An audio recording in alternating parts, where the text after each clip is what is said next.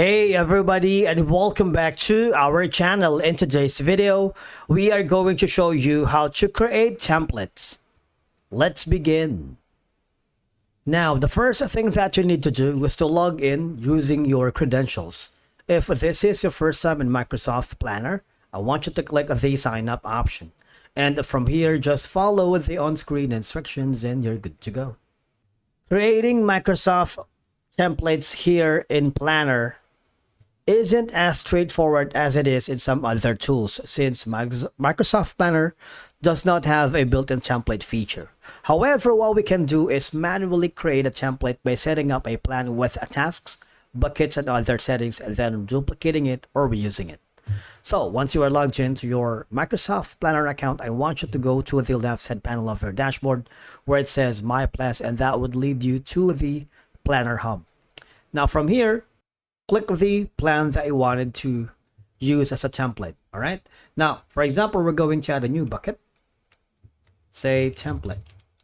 All right. We can add a new task from here. Add task. Click the details right here.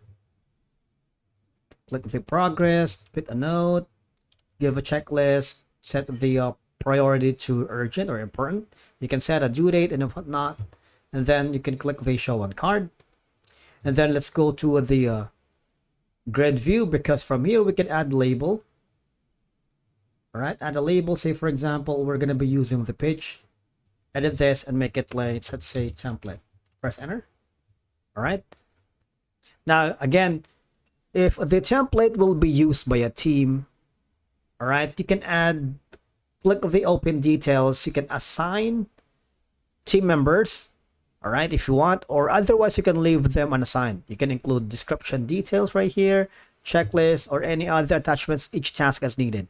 And of course, you can labels. You can put the labels for color coding tasks. You can also add comment here and set task priorities to urgent or low important. All right.